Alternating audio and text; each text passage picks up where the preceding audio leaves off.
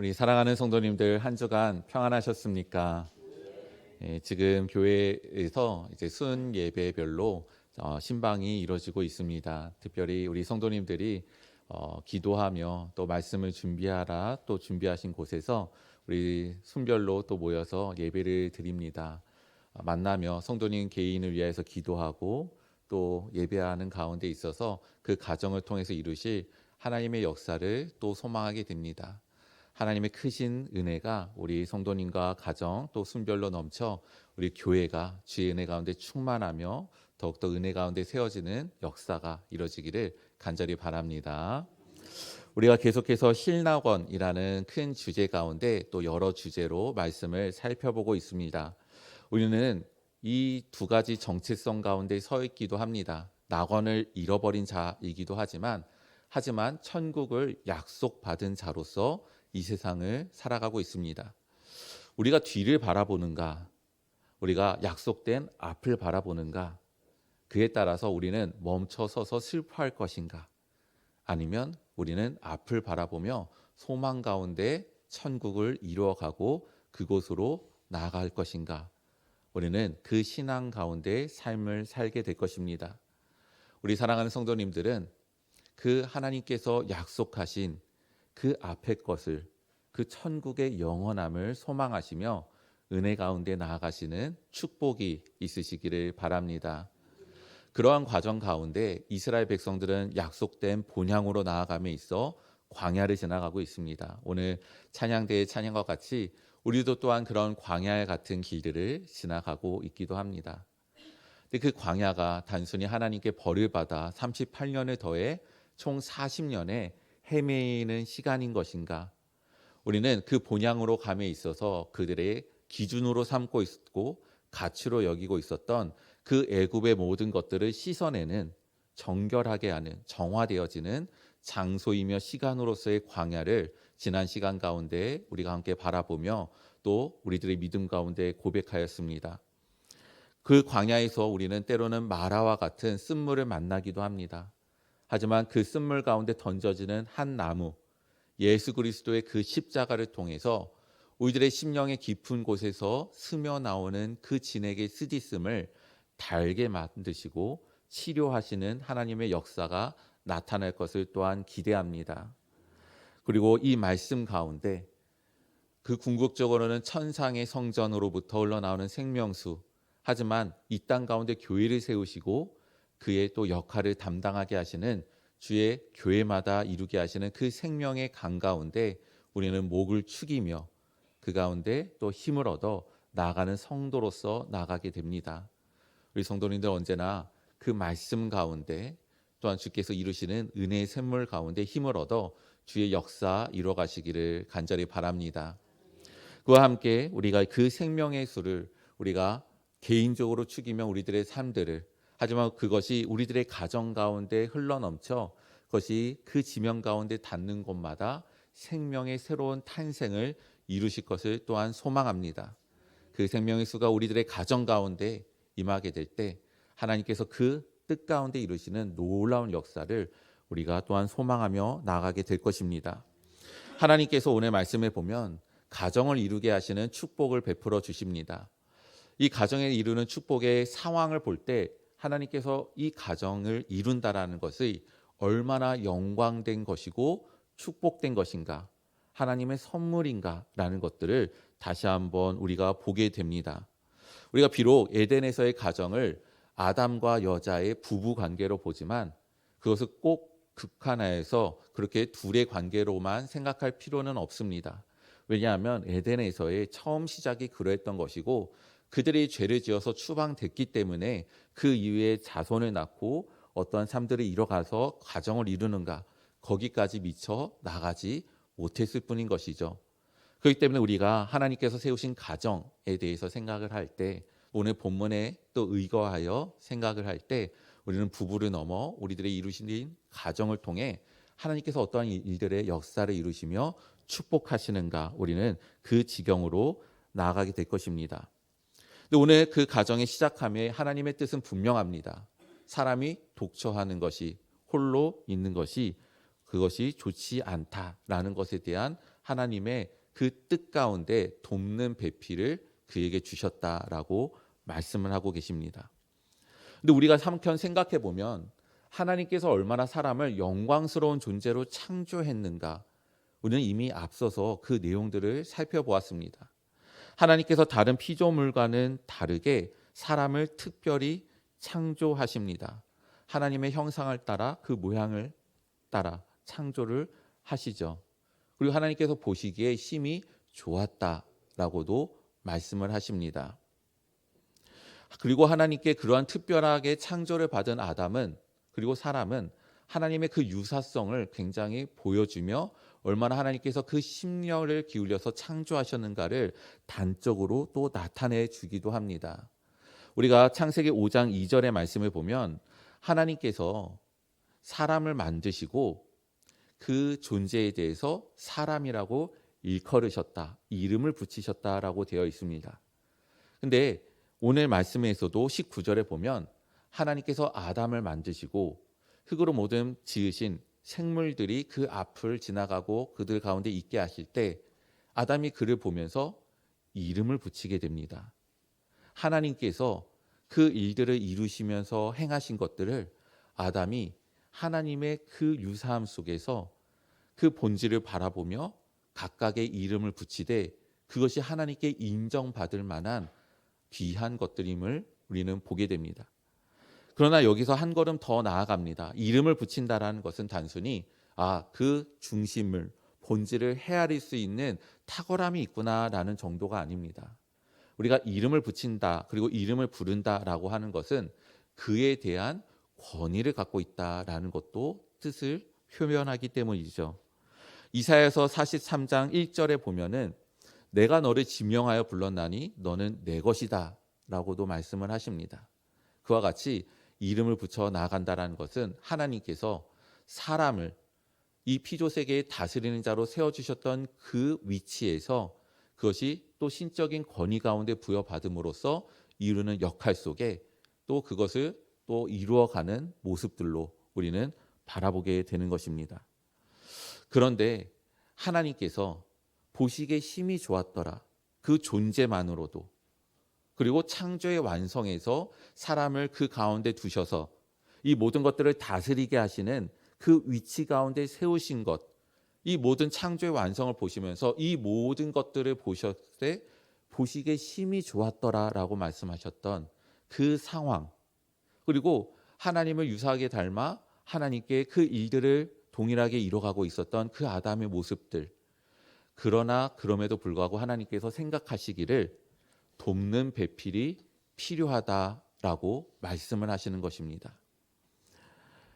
이것은 하나님께서 잘못 판단하셨다 이런 게 아니죠. 내가 그때는 보기에는 너무나도 심히 좋았는데 몇 날 며칠 보고 나니까 부족한 게 있네 라고 하나님께서 생각을 바꾸신 것이 아닙니다. 그 각각의 계획별로 창조하신 것은 하나님의 마음에 들고 뜻에 합할 정도로 보시기에 좋고 옳고 선한 것이었습니다. 하지만 사람이 피조된 피조물로서 한계를 갖고 있는 것이죠. 그렇기 때문에 그 궁극적으로 그를 돕는 자가 필요하다라는 것들이 하나님께서 보시기에 그런 판단되어지시는 것들이었습니다. 하나님은 자존하셔서 홀로 계셔도 그 모든 것들 가운데 뜻을 이루실 뿐만 아니라 부족한 것이 없지만 사람은 지음을 받은 자로서 돕는 자가 필요했던 것이죠. 에덴은 좋은 곳입니다. 하지만 그곳이 완벽하고 완전한 곳은 아니었습니다. 하나님께서 그들을 에덴에 두어서 경작하라 말씀을 하신 것이죠. 완전하고 완성된 곳이라면 무언가 수고를 하고 더 이뤄가야 될 부분들이 없을 것입니다.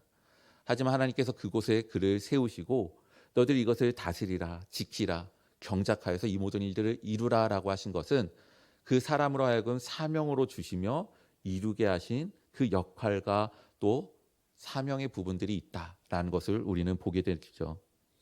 이랬을 때 그 뜻을 이루기 위해서 세운 자가 바로 돕는 자라는 것입니다. 단순히 나의 필요가 있어서 나 혼자 뭔가 하기는 부딪혀서 그래서 내가 누군가의 도움을 받아야 되겠다, 나를 위해서 뭔가 봉사를 해주는 사람이 필요하다라는 그런 관계적인 그런 상황적인 돕는 자가 아니라 나도 하나님께 부름을 받고 또 그 모든 피조물들이 하나님께 부름을 받아 그 사명 가운데 이루게 될 때 하나님의 뜻을 온전히 이룸에 있어서 우리는 피조의 한계 가운데 그것을 완전히 이룰 수 없으니 그 뜻을 이뤄갈 그리고 그것을 이뤄가게 할 돕는 자가 아담에게 필요했던 것이죠. 그래서 하나님께서 주신 선물과 같은 자가 바로 이 여자로서 등장을 하게 되는 것입니다. 그렇기 때문에 가정은 하나님의 신적 기원을 갖고 있어 신성한 것이며 우리에게 필연적인 하나님의 은혜의 처소임을 우리는 또한 바라보며 나아가게 됩니다. 왜 그것이 우리에게 또 필요한 은혜의 처소인가? 하나님께서 사람을 처음에 어떻게 세웠는지를 우리가 생각해 보면 더욱더 그렇습니다.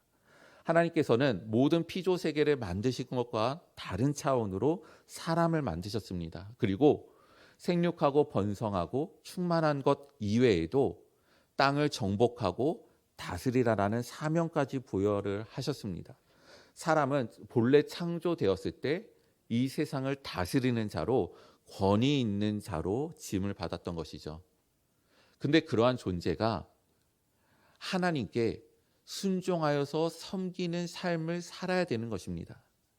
이 세상에 보이는 모든 것들을 그의 뜻과 마음의 생각대로 다스리며 이루어지고 있는 모든 피조의 세계 가운데 그 에덴에서 살고 있던 아담이 보이지 않지만 존재하시며 명령하시며 그에 마땅히 순종해야 될 그 위치에 서서 어떻게 하나님을 그렇게 섬겨 나가게 되는가라는 그 전환에 있어서 다스리는 자에서 순종하는 자로서의 전환에 있어서의 그 처소로서 준비하신 것이 바로 가정이라는 것입니다. 왜냐하면 서로 바라보는 자이기 때문이에요. 돕는 배필, 동등한 존재입니다. 그랬을 때 내가 다스리는 위치에서 명령하는 것이 아니라 동등한 위치에서 그의 필요를 알고 하나님께 그 뜻을 이루기 위해서 어떻게 협력해야 될지를 발견하며 내가 낮춤으로, 이전까지는 내가 다스림으로 이루었다면 이제는 내가 낮춤으로 그의 손이 되고 그의 발이 되고 그의 몸이 되고 그와 한 역사를 이룸으로 말미암아 결국에는 하나님의 뜻, 그 사명을 이뤄가는 것, 그것이 이루어지고 훈련되어지고 반복되어지고 결국엔 그 삶의 성숙으로 이루어지게 되는 부분이 바로 가정의 처소로서 하나님께서 베풀어 주신 곳이기 때문입니다. 우리들의 가정이 그러해야 됩니다. 죄로 인하여서 그 가운데 긴장이 발생한 것이죠. 너는 원하지만 너의 남편은 너를 다스릴 것이다. 이것이 단순히 그것이 남녀의 위치다, 역할이라는 것을 말씀드리는 것이 아닙니다. 가정의 긴장 상태가 거기에 나오게 됩니다. 죄가 그들의 가운데 차지하게 됨으로 말미암아 그 가운데 서로를 하나님의 본래 창조하신 위치와 존재로서 바라보는 것이 아니라 나를 위하여서 탐하는 자, 나의 명성과 나의 유익을 위하여서 활용하는 자, 그래서 그것에 대해서 기대하나 그렇지 않으니 낙심하고 그 가운데 때로는 화내며 때로는 긴장되어지며 서로 다스리고자 경쟁되어지며 어그러진 관계들, 그것은 하나님께서 본래 창조하신 가정의 모습이 아닙니다. 하나님께서 창조하신 가정엔 하나님을 바라보고 각각 개인이 주 앞에 응답을 하되 우리들이 하나님 앞에 온전히 서며 그 역사를 이뤄가도록 돕는 자로서 세우신 영광과 축복이 바로 나의 배우자이며 나의 자녀이며 나의 부모이며 그 가정의 터전인 것입니다. 우리 귀한 성도님들이 그 하나님을 섬기며 나아가는 예배자로 또 온전히 섬기는 성도로서 그 천국을 이루는 은혜로서 우리 귀한 삶들을 그 가정 가운데 이루어 가시기를 바랍니다. 죄가 가정을 그렇게 망가뜨리기 시작한 것이죠. 그래서 오늘 말씀에 상반되는 부분이 무엇입니까? 죄가 없었을 때 마지막 구절에 보니 아담과 그의 아내 두 사람이 벌거벗었으나 부끄러워하지 않았다라고 기록이 되어 있습니다. 이것은 단순히 표면상 그들이 부끄러워하지 않았다라는 것을 뜻하는 것이 아닙니다.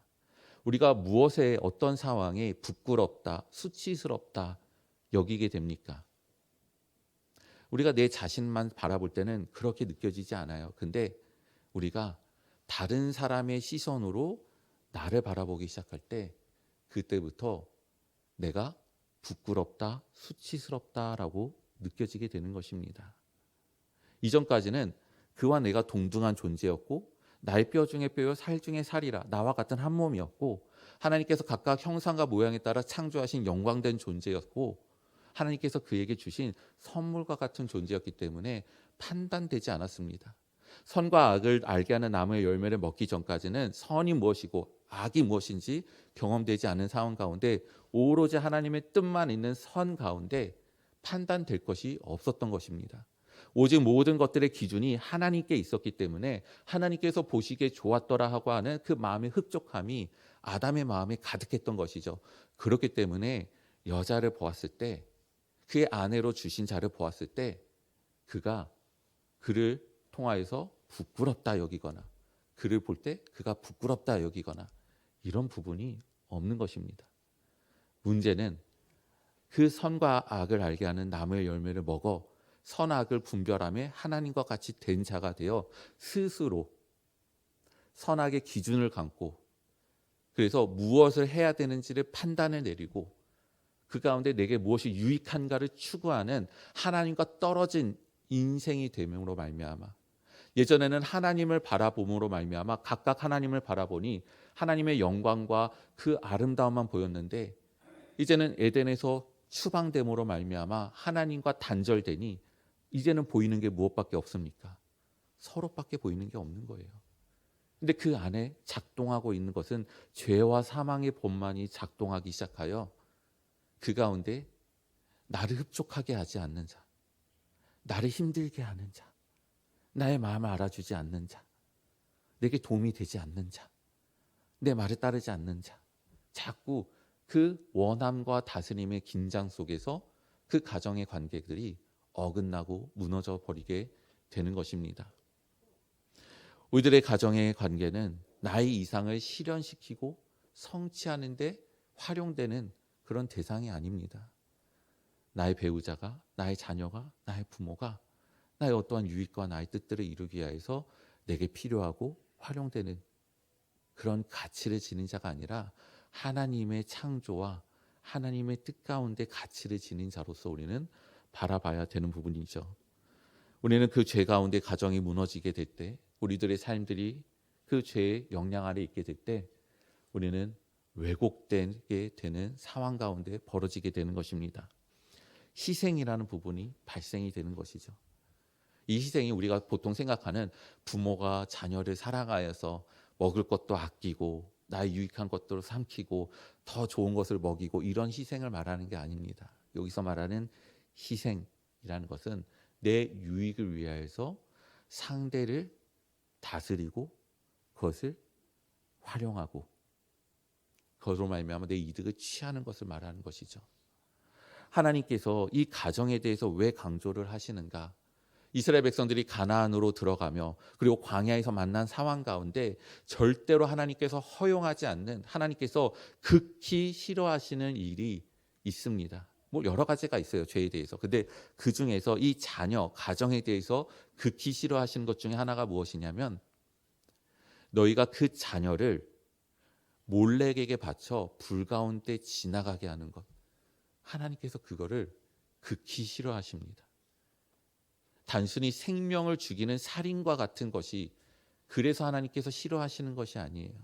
특별히 너희 자녀를 절대로 그 몰렉에게 바쳐 그 불 가운데 지나가게 하지 말고 불 가운데 딱 빨리 지나가면 뭐 화상 있고 이런 게 아닙니다. 불 가운데 지나간다는 것은 불에 태워 죽인다는 것을 뜻하는 거예요. 하나님께서 그것에 대해서 싫어하시는 이유는 그들에게 있어서 자녀는 하나님의 언약의 계승자이기 때문입니다. 하나님께서 아담의 후손은 결국에는 여자의 후손으로 태어나 구원을 이루실 메시아의 탄생이고 그로 말미암아 이룰 하나님의 역사이며 그리고 하나님의 나라의 회복이기 때문입니다. 그러기 때문에 자녀는 축복된 것이며 가정은 축복된 것입니다. 우리가 이 가정을 통해서 뭐 어떠한 대단하고 유려한 것들을 이루지 못하더라도 가정의 가장 기본적인 그 은혜의 역사는 그 생명을 낳음으로 말미암아 이어지는 세대 속에 하나님께서 아브라함의 하나님이 이삭의 하나님으로, 이삭의 하나님이 야곱의 하나님으로, 그리고 이스라엘의 하나님으로, 만 백성의 하나님으로서 점점 확장되어져 가며 그 언약이 성취되어져 가는 그 생의 이어짐 속에 있는 하나님의 축복의 고리이기 때문입니다. 그렇기 때문에 가정은 복된 것입니다. 우리가 부모로서 생명을 품음만이 아니라 우리가 그 믿음 가운데 계승되어지며 그 가운데 하나님의 역사가 그 가운데 이루어짐에 주의 축복이 터전이 가정이기에 우리는 그 가정 가운데 하나님의 은혜를 이루어야 되는 것이죠. 그런데 어떻게 됩니까? 하나님을 떠나 죄 가운데 있으니 어찌 부모가 자녀를 죽일 수 있습니까? 근데 자신의 유익을 위해서 자녀를 몰래에게 바쳐 불에 태워 죽이는 일이 벌어지게 되는 것입니다.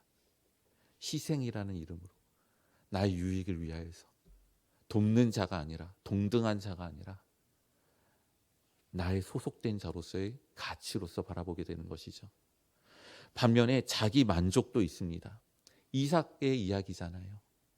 어떻습니까? 이삭은 첫째 아들 에서가 고기를 갖다 주니까 너무나도 좋아요. 근데 야곱이 집에서 이제 가축을 치며 또 이렇게 하니까 또 어머니는 그게 또 좋아요. 어떻게 되죠? 장자의 명분을 물러주는데 이삭은 에서에게, 어머니는 야곱에게 경쟁을 붙여버리는 것이죠. 하나님이 무엇을 원하시는지, 누구를 세웠는지 그런 것에 대해서는 아무런 관심도 없습니다. 그저 나의 만족, 나를 흡족하게 할 자, 나를 그렇게 봉양할 자, 그 기준에 따라서 자신의 자녀를 장자로 삼고자 하는 모습들이 나타나게 되는 것입니다.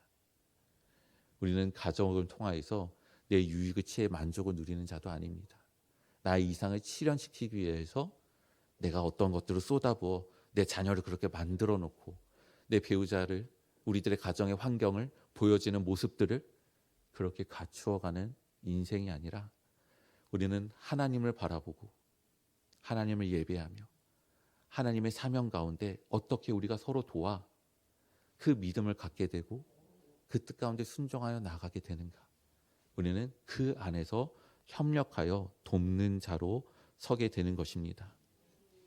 하나님께서 이를 위하여서 우리를 또한 하나님의 가정으로 부르시는 것입니다.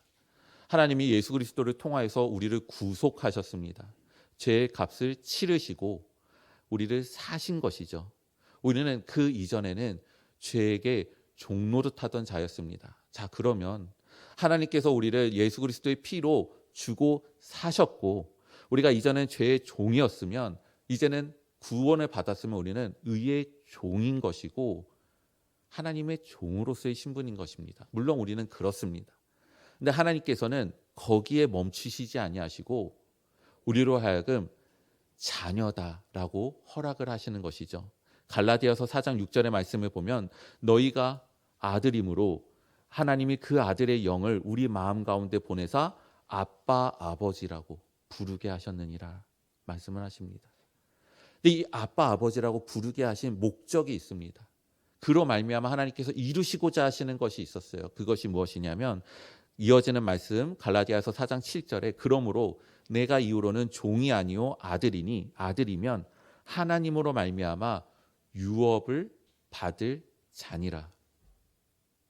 하나님께서 예수 그리스도 그 아들을 통하여서 우리를 자녀로 삼으심은 우리에게 그 아들에게 주실 그 나라의 유업을 우리에게도 주시고자 천국을 약속하시고 그곳으로 인도하시고자 우리를 그 유업을 받을 자로서 상속받을 자로서 자녀로 삼아주신 것입니다. 그러니 우리가 이 세상을 자녀로 살아가며 우리는 약속받은 천국을 바라보고 그 천국을 이루어가야 될 주님의 백성인 것이죠. 이 유업이라는 단어가 신명기 말씀에서는 기업이라고 사용되면서 하나님께서 너희에게 주실 땅이라고 표현이 되고 있는 것입니다. 그리고 그 가운데 너희가 내 명령과 규례를 지키면 너희가 그 땅에서 오랫동안 살 것이다 라고 하시는 그 본향에 대한 축복. 하지만 이제 그것을 넘어서서 하나님의 나라에 대한 소망으로 이끄시는 하나님의 역사 가운데 이스라엘이 있었고 이제는 우리가 그곳에 서 있는 것입니다. 그렇기 때문에 이 말씀 가운데 설 때 그렇다면 그것을 어떻게 유업으로 받는가? 아들의 영으로 말미암아 우리는 아빠 아버지라고 부른다라고 되어 있습니다. 아들의 영은 성령님이시죠. 그리고 성령님은 예수 그리스도의 영입니다. 그리고 성령님은 예수 그리스도의 사역에 근거하여서 그가 이루신 구원, 그가 말씀하신 것을 기억나게 하시며 너희들이 지키게 될 것이다. 더 큰 일들을 이루게 될 것이다 라는 그 하나님의 은혜 가운데 주신 역사인 것입니다. 그리고 예수 그리스도의 모든 사역은 하나님의 뜻과 말씀 가운데 이루어진 응답의 역사이십니다. 근데 하나님께서 그 뜻을 이루실 때 예수님께서 어떻게 하십니까? 그 예수님께서 세례 요한에게 성례를 받으실 때 그가 물에 들어가셨다 나오시니 하늘에서 소리가 있어 말씀하시기를 내 사랑하는 아들이요 내 기뻐하는 자다라고 하나님이 말씀을 하십니다. 근데 그 예수님이 그 공생의 삶을 마치시며 겟세마네 동산에 가셔서 기도를 하실 때 내 아버지여 만일 할만하시거든 이 잔을 내게서 지나가게 하옵소서. 그러나 나의 원대로 하지는 마시고 아버지의 원대로 하옵소서. 그때마저도 하나님은 아버지로 예수는 아들로서의 그 가운데 있어 나의 뜻대로 하지 마시고 아버지의 뜻대로 하시옵소서. 내 아버지여 만일 내가 마시지 않고는 이 잔이 내게서 지나갈 수 없거든 아버지의 원대로 되기를 원합니다. 예수님은 신적 권위를 갖고 계신 신이시지만 하지만 육신을 입고 이 땅에 오셨을 때 철저히 하나님의 뜻에 순복하기로 하셨고 자신의 모든 권위와 능력을 제한하여 죽기까지 충성하시며 그 길을 흔들리지 않게 걸어가시며 마지막 순간마저도 아버지의 원대로 이루어지기를 원합니다. 라며 그것을 받아들이시는 모습을 보게 됩니다. 그리고 그 십자가에서 하나님이 그 사랑하는 아들 예수 그리스도가 죽을 때 그 사람들의 비난과 조롱과 그 모든 고통이 가해질 때 하나님께서 하신 유일한 한 가지는 예수께서 숨을 거두실 때 그때 하늘의 해가 빛을 잃고 그 구름이 모든 것들을 가리워 자신의 사랑하는 아들이 그 십자가에서 처절하게 죽는 것을 모든 시야 가운데 가리시사 거두시는 것입니다. 그렇게 하셔야지 우리가 구원받기 때문에 그렇게 해야지 우리가 성령을 받아 우리가 하나님의 나라를 유업으로 받는 이제는 천국을 약속받은 자로서의 삶을 살아가기 때문에 우리가 더 이상 낙원을 상실한 자로서 슬픔과 좌절과 낭만과 비참함과 비애 가운데 빠지지 않고 이제는 사라지지 않고 사그러지지 않을 그 영원한 소망을 가진 자로서 살아갈 수 있기에 하나님께서는 사랑하는 아들을 그 십자가에서 죽이시고 우리를 구원하셔서 그의 유업을 우리에게 주신 것입니다.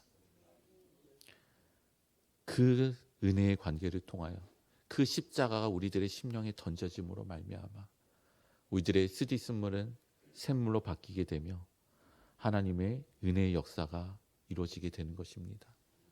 우리 사랑하는 성도님들, 하나님께서 화목하시게 하신 그 관계, 그것이 우리들의 가정 가운데 그리고 그 가정을 넘어 우리가 삶 가운데 이뤄갈 하나님의 은혜의 관계인 것입니다. 그렇게 이제 우리가 예수 그리스도를 통하여서 하나님께 나아감과 같이 우리는 예수 그리스도를 통하여서 내 부모에게, 내 배우자에게, 내 자녀에게 나아가야 됩니다. 그 중간에 예수 그리스도가 생략되면 우리에게 생명수를 줘서 나의 마음을 달게 만들고 힘을 주는 그 은혜를 생략하게 되면 우리는 우리들의 쓰디쓴물을 상대방에게 토해내게 되는 것입니다. 그러니 그 상대는 우리에게 어떤 쓰디쓴물을 또 토해내겠습니까? 우리들의 가정에서도 십자가가 던져져야 됩니다. 나를 미쁘시게 여기시사 나를 사랑하셔서 구원하신 예수 그리스도를 통하여서 이루신 하나님의 사랑이 내게 부어지고, 나는 그 예수 그리스도를 통하여서 하나님께 나아간 것 같이 나는 내 배우자에게, 내 부모에게, 내 자녀에게, 그리고 가정을 넘어 모든 인간관계에게 하나님이 주신 그 십자가 예수 그리스도를 통하여서 우리는 섬기며 또 세우며 돕는 자로서의 위치 가운데 그 가정과 삶들을 이뤄가야 되는 것입니다. 에덴에서 가정이 있어야 된다는 것은 에덴보다 아름다운 것이 바로 가정이다 생각을 합니다. 우리 사랑하는 성도님들의 가정이 에덴보다 아름다우며 하나님의 뜻을 이뤄가며 서로 돕는 자로서의 영광과 축복이 있는 그 처소로서의 기쁨이 있기를 주님의 이름으로 축원드립니다. 함께 기도하시겠습니다.